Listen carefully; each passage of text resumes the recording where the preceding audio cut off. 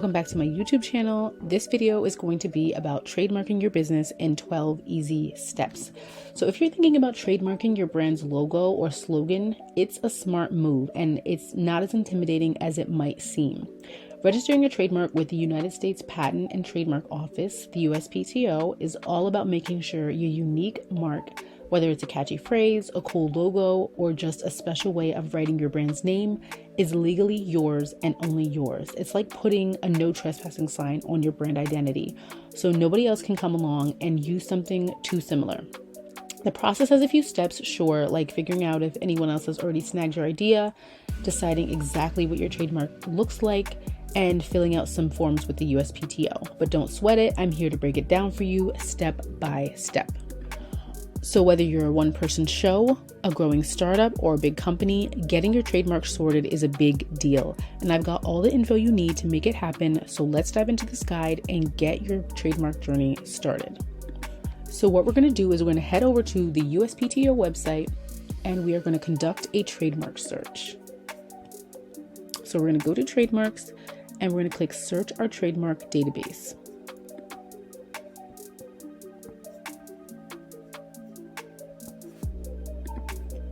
All right, so step one in our trademark adventure is kind of like a treasure hunt. It's all about doing a thorough trademark search. Why? Because we want to make sure that your trademark idea isn't already taken by someone else. Imagine creating all your branding and stuff like that only to find out later that your trademark is a twin to someone else's. A major bummer. And yes, that happened to me and I had to cease and desist. So to avoid that, we use a super handy tool called the Trademark Electronic Search System, or TESS for short, which is like a big online library of all the trademarks out there. Now, when you dive into TESS, think like a detective. You're not just searching for an exact match to your trademark. You've got to be more Sherlock Holmes about it. Look for anything similar in sound, appearance, or meaning to your idea, especially in your industry. So say your brand is Fizzy Pop for a soda line. You'll want to check for anything like Fizz Pop, Fizzy Soda, and so on. And don't rush the step. A thorough search can save you tons of headaches later, not to mention money spent. It's a bit of a process, but think of it as laying the groundwork for making your trademark solid and uniquely yours. If you find the fields all clear, that's great. But if not, it's back to the drawing board. But better now than after you've printed 1,000 business cards, right? So grab your digital magnifying glass and start searching. Your future trademark is counting on you. So we're on the USPTO trademark search site. So I'm going to type in McDonald's just.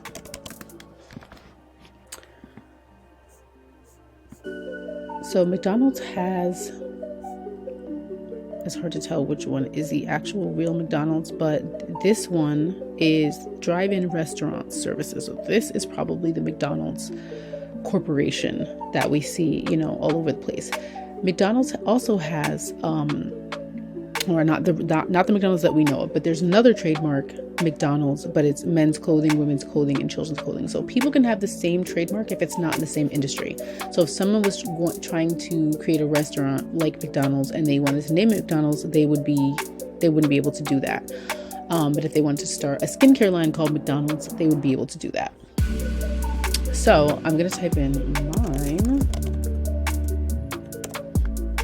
And my name, the Visionpreneur, is live. So it shows the owner, the serial number, the class, and no one else has that, obviously. So just showing you, what it would look like when your trademark is live and registered. So after you have conducted a trademark search and made sure that no one else has the name that you're looking for, then you can then move on to the next step, which is identifying your mark format.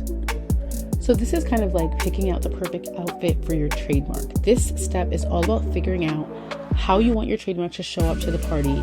Is it going to be the classic little black dress or a full-on sequin jumpsuit? In trademark terms, are we talking about just words, letters, or numbers? That's what we call the standard character format. It's clean, it's straightforward, and it says, "Here I am." without any fancy frills. Or maybe you're envisioning something with a little bit more pizzazz. That's where stylized design format comes into play. So it's the visual oomph. Could be your brand's name in a special font that screams you, or maybe a catchy logo that's worth 1,000 words. The big question is, which one feels like the right fit for your brand?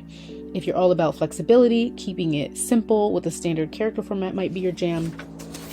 It protects wording itself no matter how you dress it up later on. But if you've got a specific look in mind and you know that's how you want the world to recognize you, then the stylized version is your go-to. Remember, this isn't just about looks, it's about legal protection. So choose the right format. It's like picking the best armor for your brand. It's got to cover all the right spots. So take a moment, envision your brand walking down the red carpet, and decide how you want it to strike a pose. So as I type this in Google, standard character format versus stylized design format, you can see that Nike at the top, the very first result, that's just the word that is trademarked. And then right next to it is the stylized design format, which includes the logos and the stylization. So Nike has done both. So the first one protects the name from being used, and the second one protects the image itself from being used. So no one can put that Nike, the second one, on a shirt and sell it because that belongs to Nike. So you're going to want to make sure that you're choosing the right one for your brand. You can do both if you want. You can do just one if you want, but choose the one that fits your brand for the time being. Now, step 3 is about determining the basis for filing. So there are two options. It's use in commerce and intent to use. Use in commerce you would use if you're already using the mark in your business, and intent to use is if you plan to use the mark in the future. So think of it as choosing whether to wear your new shoes out now or save them for a special occasion. In trademark lingo, we're deciding on the basis for filing. Option 1 is use in commerce. That's like wearing those new shoes right out of the store because your trademark is already strutting its stuff out there in the market.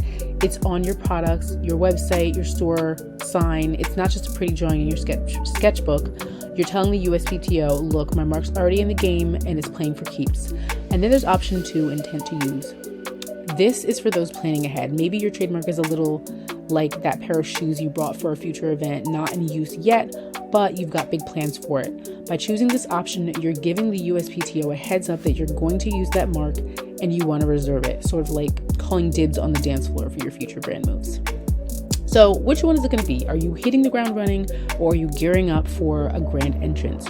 Your choice will set the stage for how you move forward with your application. So pick the one that best matches where you are and where you are in your trademark journey at this time. Step 4 is identifying the goods and services that your business is going to be providing. So this is where you get to play matchmaker with your trademark.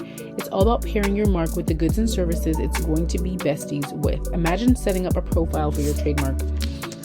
You want to list all the things that it is going to offer, whether it's handcrafted chocolates, an eco-friendly lawn care, or tech-savvy accounting services. You have to be clear about who it's going to serve. Now, you don't have to go at it alone. The USPTO has your back with something called the ID manual. So I'm going to head over to the ID manual now. And if you type in something in the ID manual, it'll show you all the different types. I just typed in ebooks. It'll show you all the different categories. So your business can be about editing of ebooks, lending library services for ebooks, downloadable fiction ebooks on a variety of topics, ebooks featuring certain subject matters recorded on computer media. It goes on and on. So you have to figure out which one best suits your business, and you want to be sure that you have the right one so you don't run into any problems in the future. So by using the ID manual, you're making sure your application speaks the USPTO's language. It's like having the right pickup lines for the trademark world. You want your application to have just the right goods and services so that the USPTO can say that it's a perfect match. So grab the manual and start listing out everything your trademark is going to be involved in. Be specific, be clear, and make sure you're setting your trademark up for a long and happy life. So step 5 is about preparing to file. You're going to want to create an account, use the USPTO's Trademark Electronic Application System, which is TEAS, and gather information. You'll need a depiction of the mark, so maybe a PDF a PNG or a JPEG. the owner's name and address, and a description of the goods and services. So this is where things are getting real. Think of it like getting all your ingredients ready before you start cooking. In this case, the kitchen is the USPTO's trademark electronic application system, and that's where the magic is going to happen. So set up your account. Make sure that you keep your login details safe. Make sure that they're tucked away in a secret, book or secret, safe or whatever. And now you're gathering all the bits and pieces of the information that you need. So make sure that you have a nice, clean, clear image of your logo, or if it's a slogan, make sure you write it down exactly the way that you want it written, exactly the way you want it said. Make sure that it's exactly right. And then jot down the owner's name and address, whether it's you personally or if it's someone that you're helping to put together the application for. Just make sure that you have all the details correct, and don't forget a great description of the goods and services that your trademark are going to be associated with. You've already thought this through, so this is just the last step. It's about putting it down on paper, or in this case, in the system. And the prep work is very crucial. So make sure it's all lined up, double check, make sure you have your checklists, everything's checked off. And when you've got everything together, you get ready for the exciting part, which is filling your application out. And it can be a little bit overwhelming, but it's going to set you up for success in the future. So once you're on the USPTO website, you're going to go to the tab or hover over the tab that says Trademarks and click Apply Online. And right now it says they're examining new applications submitted between April 14th, 2023 and April 28th, 2023. So there are very long wait times. For me, I know it took about a year to even receive the application itself. It took about maybe 5 to 6 months in order for me to hear any correspondence from them. So it does take a very long time. So you would have to create your USPTO username and password, your account, and then you could get started with your application. So step 6 is all about choosing your application type. So there's TEAS standard and there's TEAS plus. TEAS standard has a higher fee, but it's more flexible in the description. TEA Plus has a lower fee, but more strict requirements for the description of goods and services. So its decision-making time is all about choosing the right path for your trademark application. So on one side, you've got the TEAS Plus. It's like the set menu. It costs less, but you've got to stick to the options they've got listed. This means your description of goods and services needs to match exactly with the entries in the USPTO's ID manual that we talked about earlier. It's a bit rigid, but hey, it's also easier on your wallet. And then there's the TEAS standard. It's the a la carte option. You've got more freedom to describe your goods and services in your own words, which can be great if you're doing something really unique. But the catch is it's a little bit pricier. Think of it as paying extra for a custom meal. So which one to choose? Well, if you're confident that your goods and services can fit into the predefined list and you want to save some cash, TEA Plus might be your ticket. But if you need a little more room to expand what your brand is all about and you're okay with spending a bit more, then TEAS Standard is the way to go. It's all about what works best for your brand's needs. And once you make your choice, you're one step closer to securing your trademark. So once you've chosen your application type, it's time to fill out the application. And this is pretty straightforward. It's completing all the sections, which includes contact information, ownership details, mark information, and a specimen showing the mark as used in commerce, if applicable, if you're already using your mark in your business already. So this part's where you roll up your sleeves and you get down to the nitty-gritty of filling out that application form. And you want to make sure that you're double checking everything. This is where all your prep work it goes into action. It's a bit like filling out a profile for any other type of site, but for your trademark. So you want to make sure every little detail about your trademark is correct. So pull out every single piece of information that you've gathered so far. You've got your contact information, you've got who owns the trademark, and you want to lay it out clear and plain. Next up is your mark information. This is the heart of your application, where you describe your trademark in all its glory. So take your time. If it's a design, upload that crisp image that you prepared, and if it's a phrase or a word, type it out just how it should look. And if you're already using your mark in the world on your products, your website, your storefront, you've got to show proof. So this is where you attach a specimen, a real deal example of your mark in action. It's like showing off a photo of you doing your favorite hobby to prove that you're the real deal. But remember, every section is important. Leave something blank if leaving something blank is like forgetting to put sugar in the cake. It just won't turn out right. So take your time, fill out each section thoroughly, and double check everything. And when you're done, your application should tell the story of your trademark, ready to be sent off to the USPTO. And then it's showtime for your trademark. So just make sure that you have everything correct. I can't reiterate that enough. So now we're at that crucial stage where you're about to submit your trademark application.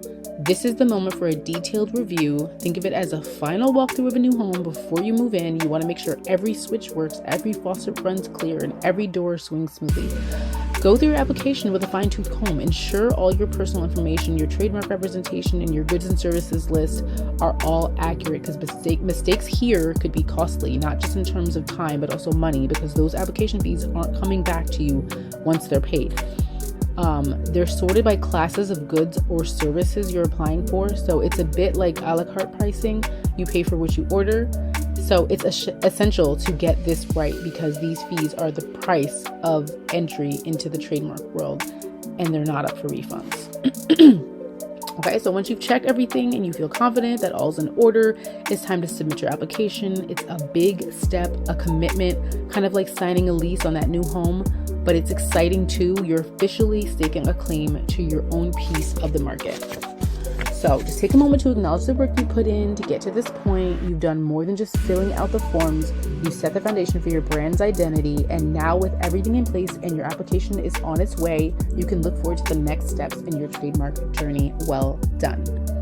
So after you have submitted your application, it's time to monitor the status of the application. So it's all about vigilance and response. After submitting your trademark application, it's essential to keep an eye on its progress.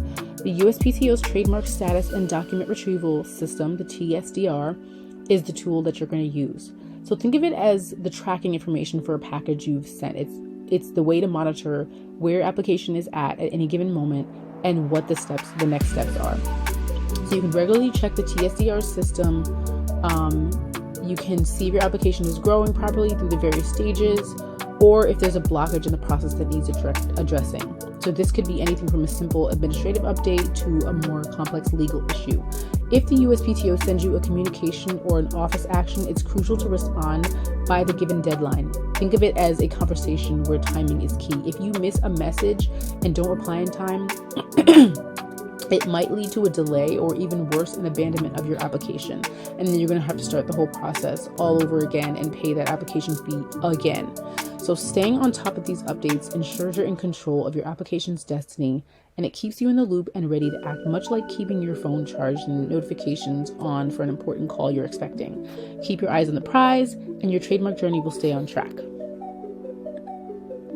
So navigating through the 10th step of your trademark application means actively engaging with the USPTO's process.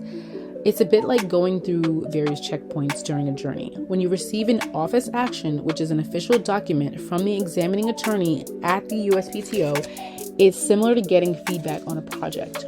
So the examining attorney might have some questions or points that need clarification regarding your application. So it's important to address these promptly and thoroughly. Think of it as a collaborative effort to ensure your trademark is clear and ready for the next stage. This response is crucial. It's not just replying to an email, it's making sure your application meets the legal requirements and addresses any concerns raised by the USPTO. So once you clear that hurdle and your mark is approved for publication, it will be featured in the official Gazette. This is a public announcement, much like unveiling a coming attraction. It's the USPTO's way of saying, here's a new trademark application. Does anyone have a valid reason why this shouldn't go through? This period allows others the chance to oppose your trademark if they believe it infringes on their rights. It's a form of due diligence, giving the public a say in the process. So think of the step as both a test and a testament to your trademark's strength. It's being put out there in the world, and if no one raises a credible challenge, your mark is on its way to becoming officially yours. So keep a close watch during this period. It's a critical time for your trademark's journey, and it's very exciting as well. So step 11 is finalizing your registration. If you file your trademark under the basis of intent to use, you'll receive a notice of allowance once your trademark has cleared the opposition period. This notice is like a green light at a traffic stop, signaling that you're almost there, and now you need to show the USPTO that you started using the mark in commerce by submitting a statement of use. It's a formal declaration complete with evidence that your trademark is in action in the marketplace. So this is an essential step because it transitions your trademark from an idea you plan to use to something that's actively representing your goods or services out in the world. For the statement of use, think of it as bringing proof to the claim you've made. You're showing pictures or samples of your trademark on your products or advertising. It's concrete evidence that your trademark is doing what it was intended to do. So once you've submitted your statement of use and it's approved, or if you've already demonstrated use of your mark during the application process, and there have been no oppositions, the USPTO will move forward with the registration of your trademark. This is the final stamp on your passport after a long journey. It's official and it's exciting. So receiving your certificate of registration from the USPTO is a moment of accomplishment. It means your trademark is now registered, granting you the rights and protections afforded under federal law. It's a moment worth celebrating, the culmination of a thoughtful and thorough process to establish and protect your brand's identity. So as you can see in this little picture over here, this is what your certificate of registration from the USPTO will look like. It'll have your logo or your word, your mark, whatever type of mark you chose up here, and then it'll have your address and all your details at the bottom. And then the last step in the process is to maintain your registration. Reaching step 12 means you've successfully registered your trademark. Congratulations, but remember, this isn't a set it and forget it situation. Maintaining your registration is like taking care of a valuable asset. It requires attention and periodic action. Periodically, you'll need to file maintenance documents with the USPTO, and these are checkpoints to confirm that your trademark is still in use and relevant. Think of it as a wellness check for your trademark's health. Just like you wouldn't skip a car service appointment, you shouldn't ignore these maintenance filings. They're crucial to keeping your trademark rights active and enforceable. So here's a couple of tips to help you along. So professional help, you can consider hiring an attorney specializing in trademarks for guidance. Trademark law can be complex and nuanced, and while it's entirely possible to navigate the maintenance process on your own, many find peace of mind in hiring a trademark attorney. An attorney specializing in trademarks can offer guidance tailored to your specific situation, helping to ensure that your trademark continues to be protected against infringement and remains compliant with all the legal requirements. Another resource is the USPTO website. It's a treasure trove of information. It offers detailed instructions and resources that can help you understand when and how to file your maintenance documents, and it can help you familiarize yourself with the site. And it's a great way to stay informed and empowered throughout the life of your trademark. Time sensitivity and accuracy. Never underestimate the importance of timing and detail. Missing a deadline can have serious consequences, possibly even leading to the cancellation of your trademark. And just as it was important to be accurate and thorough when you first applied, precision remains critical when filing maintenance documents. Inaccuracies can cause delays, objections, and potentially jeopardize your registration. So staying vigilant with these steps will help ensure that your trademark remains a strong and effective representation of your brand for years to come. So it's a continuing commitment to your brand's integrity and the value it holds. So remember, the trademark process can be complex and the requirements can vary depending on specific circumstances, but it's often beneficial to consult with a legal professional specializing in intellectual property to navigate the process effectively. And keep in mind, you can also use services like LegalZoom to pretty much do all the filing and stuff for you, and it reduces the chances of getting your trademark application blocked or denied or whatever, things like that. So that's also an option to keep in mind. So if you have any other questions about the trademark process, please feel free to reach out, to leave me a comment, and I will be sure to answer in the comment section and possibly even make a video. Thanks for watching.